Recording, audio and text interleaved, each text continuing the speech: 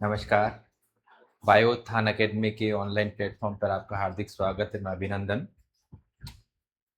आज नीट के एग्ज़ाम के पेपर डिस्कशन के बाद आज का अपना लेक्चर रहेगा क्लास 11th के चैप्टर नंबर 2 बायोलॉजिकल क्लासिफिकेशन के ऊपर। क्लास जो 11th की शुरुआत अपन ने करी थी, फर्स्ट जो था वो लिविंग वर्ल्ड था। लिविंग वर्ल्ड के बाद अब चैप्टर नंबर 2 बायोलॉजिकल क्लासिफिकेशन है। अपन ने देखा था कि किस तरह के डाइवर्स नेचर जो है टोटल प्लांट्स, एनिमल्स और माइक्रोब्स के वर्ल्ड के अंदर है और उनको क्लासिफाई करना बहुत ज़रूरी है। तो क्लासिफिकेशन किस तरह से किया जाए, इनिशियल में क्लासिफिकेशन कैसे किए गए, धीरे धीरे उनमें क्या क्या चेंजेस आए, क्लासिफिकेशन सिस्टम आजकल के कौन से हो गए हैं, बहुत सारे अलग अलग सिस्टम्स के बारे में एलिमेंट्री नॉलेज जो है वो क्लास 11 के चैप्टर नंबर 2 बायोलॉजिकल क्लासिफिकेशन में दिया हुआ है। चलो आज अपन इस चैप्टर को आगे पढ़ते हैं।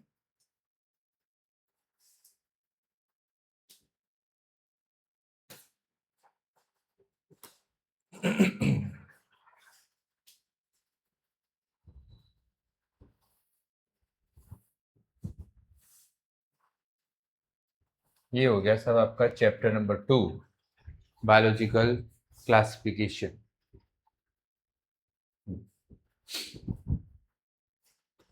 क्लासिफाई करना मतलब सिमिलरिटी और डिसिमिलरिटी के बेस पर ऑर्गेनिज्म को अलग अलग ग्रुप्स में रखना, या यूं कहें कि प्लांट्स को बॉटनी के तहत रख दिया, एनिमल्स को जूलॉजी के तहत रख दिया। तो इनकी कैटेगराइज अलग अलग किसी एक प्रॉपर्टी को लेकर के अपन क्लासिफिकेशन करते हैं।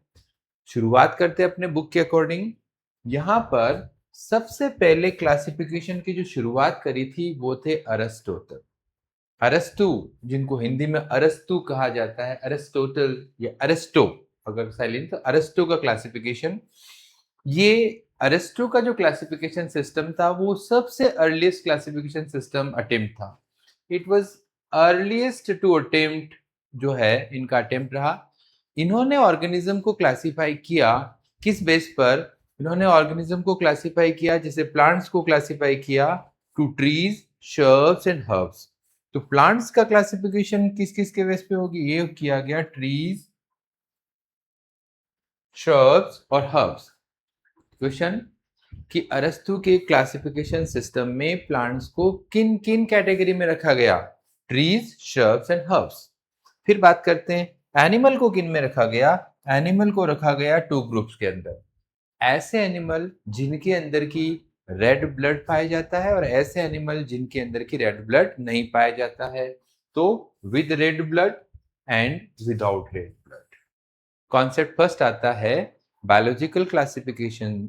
Biological classification earliest attempts by Aristotle classification system. Aristotle classified plants into trees, shrubs and herbs, while animals into with red blood और without red blood। ये अर्लीस्ट अटेम्प्ट रहा था। इसके बाद में अगले जो टेक्सोनोमिस्ट आए, जिन्होंने टेक्सोनोमिस्ट उनको कहते हैं जो क्लासिफिकेशन के लिए होते हैं, अगले जो आए उनका नाम था लीनियस। लीनियस जिसको कि कार्लस लीनियस कहा जाता है।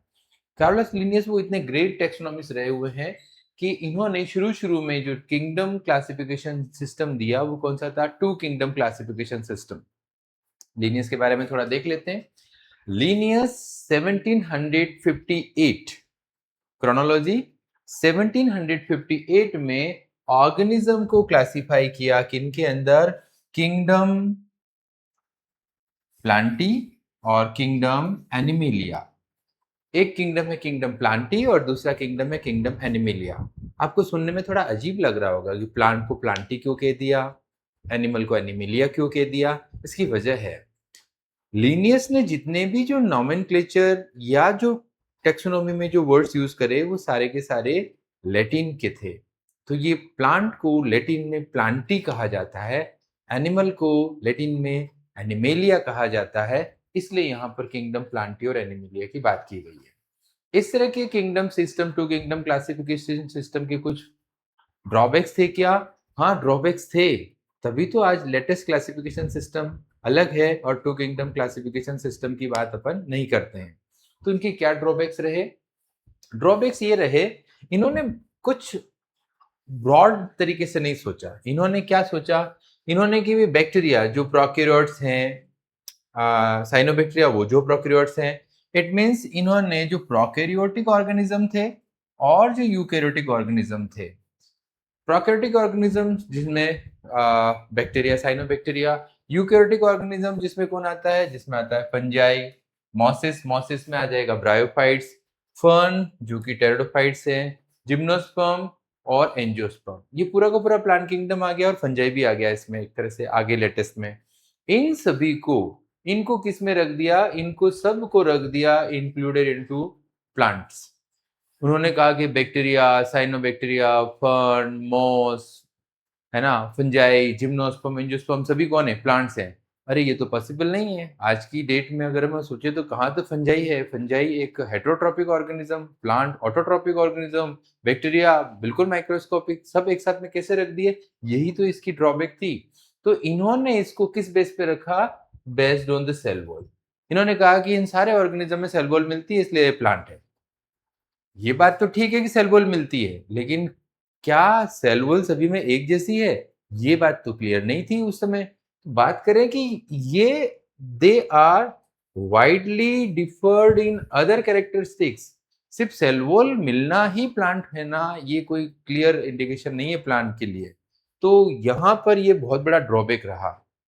इस प्रॉपर्टी के बेस पे सिंपल, कॉम्प्लेक्स, मतलब प्रोकैरियोटिक, यूकैरियोटिक को साथ में रख दिया गया, ऑटोट्रॉपिक को हेटेरोट्रॉपिक के साथ में रख दिया गया, फ्लावरिंग प्लांट को नॉन फ्लावरिंग प्लांट के साथ रख दिया गया। मतलब ये बहुत, या फ्लावरिंग नॉन फ्लावरिंग तो चलो प्लांट किंगडम में जिम्नोस्पर्म, एंजियोस्पर्म एक साथ आ जाएंगे। मेन चीज तो इन सभी में आ गई।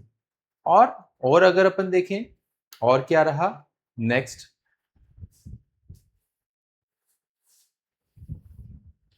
बात करते हैं इंक्लूडेड। दूसरा क्या रहा? Included unicellular and the multicellular. क्या कहता है? एक तो यूनिसेलुलर था कि भाई, और क्या था? तो जैसे कि इसमें बात करें कि यूनिसेलुलर, एक तो यूनिसेलुलर है, दूसरी कैटेगरी कौन सी है? मल्टीसेलुलर है। कहाँ तो एक सिंपल सा ऑर्गेनिज्म, कहाँ एक मल्टीसेलुलर ऑर्गेनिज्म, इन दोनों को ही सेम ग्रुप में रख दिया। ये उसकी बहुत बड़ी ड्रॉबैक थी। जैसे अपन बात करें क्लेमाइडोमोनास, क्लेमाइडोमोनास कैसा है? यूनिसेलुलर है। और स्पाइरोगैरा, स्पाइरोगैरा कैसा है? ये एक मल्टीसेलुलर है। दोनों को ही एक ही जगह प्लेस कर दिया गया और वो कौन सा था? एल्गी। तो ये दूसरा ड्रॉबैक था। तीसरा, उन्होंने डिफरेंशिएट नहीं किया। He did not differentiate between the heterotrophic fungi and the autotrophic green plants. Heterotrophic जो फंजाई थी उनको, और जो ऑटोट्रॉपिक जो ग्रीन प्लांट्स थे उनको डिफरेंशिएट नहीं किया, क्योंकि फंजाई जो है उसकी सेल वॉल किसकी बनी होती है? काइटिन की बनी होती है। और प्लांट की सेल वॉल जो होती है वो सेलुलोज की होती है। तो सेल वॉल बेस है, लेकिन सेल वॉल जो है वो प्लांट के अंदर सेलुलोज की है, जबकि फंजाई के अंदर काइटिन की है।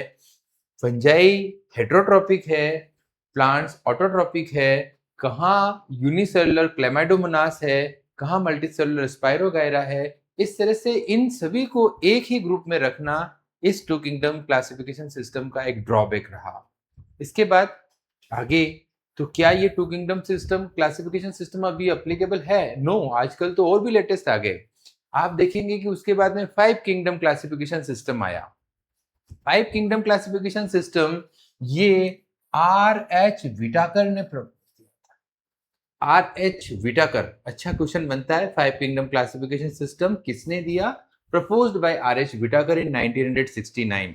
इनके अंदर कौन कौन से 5 किंगडम आते हैं? पहला किंगडम मोनेरा, दूसरा आता है प्रोटिस्टा, तीसरा आता है फंजाई, चौथा प्लांटी, और पांचवा कौन सा हो गया? एनिमेलिया। कौन कौन से हो गए? मोनेरा, प्रोटिस्टा, फंजाई, प्लांटी और एनिमेलिया। ये जो बेस था इसका था, एक तो cell structure, thallus organisation, mode of nutrition, reproduction और फाइलोजेनेटिक रिलेशनशिप। ये बड़ा इंपॉर्टेंट है। कि 5 kingdom classification system propose by R H. Whittaker, इसका बेस क्या था? इसका बेस एक तो सेल स्ट्रक्चर था, क्योंकि टू किंगडम में यही प्रॉब्लम आई थी प्रोकैरियोटिक वाली। थैलेस ऑर्गेनाइजेशन था, मोड ऑफ न्यूट्रिशन ऑटोट्रोपिक हेटेरोट्रोपिक साथ में रख दिए, इन्होंने उसको भी बेस बना लिया, रिप्रोडक्शन को बेस बना लिया और फाइलोजेनेटिक रिलेशनशिप को बेस बना दिया। इस 5 किंगडम क्लासिफिकेशन सिस्टम के बाद में एक और आता है जिसको कहते हैं 3 डोमेन सिस्टम। एक कार्ल रिचार्ड वूस नाम के एक पर्सन हुए। कार्ल रिचार्ड वूस ने ये देखा कि इन 5 किंगडम के अलावा भी कुछ एक नया कॉन्सेप्ट दिया, उन्होंने दिया डोमेन। डोमेन क्या था? डोमेन के अंदर उन्होंने देखा कि ये जो आर्की बैक्टीरिया है, आर्की बैक्टीरिया वैसे पहले बैक्टीरिया में रखे गए थे, लेकिन आर्की बैक्टीरिया के अंदर मॉलिक्यूलर बेसिस पर 16S rRNA 16S rRNA इसके बेस पर एक डोमेन, सेपरेट डोमेन दिया गया और उस सेपरेट डोमेन को कहा गया डोमेन आर्किया। डोमेन आर्किया, तो एक डोमेन तो हो गया डोमेन आर्किया। दूसरी बात करते हैं, दूसरा डोमेन होता है डोमेन बैक्टीरिया और तीसरा डोमेन होता है डोमेन यूकेरिया, जिसमें यूकेरियोट्स आ जाते हैं। तो इस तरह से टोटल कितने डोमेन? टोटल 3 डोमेन दिए गए, domain archaea, domain bacteria, domain Eukarya. और ये 3 डोमेन सिस्टम जो होता है, इसके अंदर ये जो मोनेरा था, ये जो किंगडम मोनेरा था, ये जो किंगडम क्या था? किंगडम मोनेरा था। इस मोनेरा से 2 डोमेन बने। अच्छा बनता है ये कॉन्सेप्ट कि जो 5 किंगडम थे उनमें से 5 में से किंगडम मोनेरा के अंदर से कितने डोमेन बने? 2 डोमेन आर्किया, डोमेन बैक्टीरिया। और जो रिमेनिंग जो 4 किंगडम थे, रिमेनिंग 4 किंगडम थे, रिमेनिंग 4 किंगडम से कौन सा डोमेन बना? डोमेन यूकेरिया बना। ये बड़ा इसका इंपॉर्टेंट रहता है और इस तरह से इसको 6 किंगडम क्लासिफिकेशन सिस्टम भी कहा जाता है। देन नेक्स्ट, इस बेस पर इन 5 किंगडम के अंदर मेन क्या क्या प्रॉपर्टीज पर डिस्कशन होता है, देखते हैं इसमें। ये आपकी बुक में भी एक टेबल दी हुई है, टेबल को देखना। Characteristics of the 5 kingdom, 5 kingdom की कैरेक्टरिस्टिक क्या है? पहले तो अपन देखिए कौन कौन से किंगडम। तो जैसे ये किंगडम कौन सा हो गया? ये किंगडम हो गया मोनेरा, दूसरा किंगडम प्रोटिस्टा, तीसरा किंगडम फंजाई, चौथा किंगडम प्लांटी और पांचवा किंगडम कौन सा हो गया? एनिमेलिया। ये पांचों के पांचों किंगडम हो गए। किंगडम के साथ साथ में इधर दूसरा जो फैक्ट आ रहा है वो है इनकी कैरेक्टरिस्टिक्स। कैरेक्टरिस्टिक में पहली कैरेक्टरिस्टिक जैसे कि सेल टाइप, फिर cell wall, nuclear membrane, body organisation और मोड ऑफ न्यूट्रिशन। ये सभी इसके इधर के कैरेक्टरिस्टिक्स हो गए। इनको ध्यान में रखते हुए अगर अपन कंपैरिजन की बात करें तो क्या क्या देखने को मिलता है? मोनेरा, मोनेरा जो होता है वो प्रोकैरियोटिक होता है और मोनेरा के बाद में जितने भी है, मोनेरा के बाद में प्रोटिस्ट, प्रोटिस्टा में यूनिसेलुलर यूकैरियोट्स आते हैं, फंजाई में यूकैरियोट्स हैं, एनिमेलिया, प्लांटी, इनमें कौन है? यूकैरियोट्स हैं। तो आप देखोगे कि सिर्फ और सिर्फ ये यहाँ पर प्रोकैरियोट है, बाकी सभी के सभी कौन है? सभी के सभी यूकैरियोट्स है। तो पहला पैरामीटर तो वैसे क्लियर हो गया कि फर्स्ट मोनेरा प्रोकैरियोट है, बाकी सभी यूकैरियोट है। सेल वॉल की बात करें, मोनेरा के अंदर जो सेल वॉल पाई जाती है वो नॉन सेलुलोजिक होती है, मतलब पॉलीसेकेराइड और अमीनो एसिड, जिसको कि अपन कहते हैं पेप्टिडो ग्लाइकेन। बैक्टीरिया के अंदर जो है वो कौन सी पाई जाती है? पेप्टिडोग्लाइकेन। प्रोटिस्टा के अंदर बहुत कम मिलने के चांस है, ये प्रेजेंट इन सब में मिलेगी। हाँ, ये बड़ा इंपॉर्टेंट है, फंजाई की जो सेल वॉल होती है वो किसकी होती है? काइटिन की बनी होती है, काइटिन एंड पॉलीसेकेराइड की। फिर और बात करें, प्लांटी के अंदर सेलुलोज की है और एनिमल्स में तो एब्सेंट होती है। फिर नेक्स्ट पे बात है न्यूक्लियर मेम्ब्रेन। जो प्रोकैरियोटिक होंगे उनके ऊपर न्यूक्लियर मेम्ब्रेन पाया जाएगा, जो यूकैरियोटिक होंगे जो प्रोकैरियोटिक होंगे उनके अंदर नहीं पाया जाएगा और यूकैरियोटिक होंगे उनके अंदर पाया जाएगा। सेम बात आ जाएगी न्यूक्लियर मेम्ब्रेन। जो प्रोकैरियोटिक है ये रहे प्रोकैरियोटिक, इसीलिए यहाँ पर क्या एब्सेंट है। बाकी सभी के ऊपर क्या पाया जाएगा, न्यूक्लियर मेम्ब्रेन प्रेजेंट होगा। बॉडी ऑर्गेनाइजेशन, बॉडी ऑर्गेनाइजेशन की बात करें, ये सिंपलर फॉर्म में यूनिसेलुलर था, ये यूनिसेलुलर था तो सेलुलर सेलुलर। लेकिन फंजाई कैसी होगी, मल्टी सेलुलर लूज टिश्यूज की बनी हुई। प्लांटी की बात करें, प्लांटी कैसा होगा, टिश्यू ऑर्गन। और एनिमेलिया कैसा होगा, टिश्यू ऑर्गन और organ system. Mode of nutrition की बात करें, जब अपन बैक्टीरिया या मोनेरा की बात करते हैं, ये ऑटोट्रॉपिक होते हैं, ये फोटोसिंथेटिक भी हो सकते हैं, कीमोसिंथेटिक हो सकते हैं, हेट्रोट्रॉप हो सकते हैं, सेप्रोफाइट हो सकते हैं, पैरासाइट हो सकते हैं।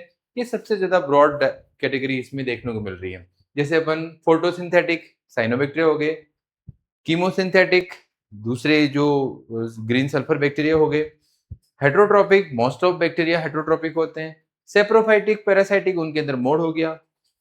प्रोटिस्टा के अंदर बात करें, ये कैसे होते हैं, फोटोसिंथेटिक होते हैं और हेट्रोट्रॉप होते हैं। फंजाई की बात करें, फंजाई हमेशा ऑलवेज कैसा पाया जाएगा, हेट्रोट्रॉपिक होगा। फंजाई के अंदर एक तो काइटिन वाला क्वेश्चन, एक ये हेट्रोट्रॉपिक वाला कंडीशन, ये दोनों इंपॉर्टेंट। और प्लांटी जो है वो हमेशा कैसा है, ऑटोट्रॉपिक है। एनिमिलिया की बात करें, ये कैसे होटोट्रॉपिक है, होलोजोइक है और सेप्रोफाइटिक है। तो ये एक छोटी सी टेबल है जिसमें आपके 5 किंगडम मोनेरा से लेकर के एनिमिलिया तक का दिखाया हुआ है। मेन बात ये है कि मोनेरा प्रोकैरियोटिक है, बाकी सभी यूकैरियोटिक है। सेल वॉल में फंजाई की सेल वॉल काइटिन की बनी हुई है और फंजाई हमेशा हेट्रोट्रॉपिक मिलेगी ये। और मोनेरा के अंदर जो सेल वॉल पाई जाती है वो पेप्टिडोग्लाइकेन की होती है। ये यहाँ तक का डिस्कशन होता है। देन इसके बाद में अगला जो अपन बात करते हैं वो नेक्स्ट पे चलते हैं। नेक्स्ट आएगा बायोलॉजिकल क्लासिफिकेशन का फर्स्ट किंगडम और उसको कहेंगे किंगडम बैक्टीरिया या किंगडम मोनेरा। आज सिर्फ अपने यहां तक की शुरुआत करते हैं। किंगडम मोनेरा से अपन कंटिन्यूस कब पढ़ेंगे, नेक्स्ट क्लास में। तो आपको ये बायोलॉजिकल क्लासिफिकेशन सिस्टम का ये फर्स्ट लेक्चर आपका बायोलॉजिकल जो मेन इंट्रोडक्टरी क्लास रही थी, इसके बाद अपन कल की क्लास के लिए आप तैयार रहें। आज के लिए बस इतना ही। बहुत बहुत धन्यवाद।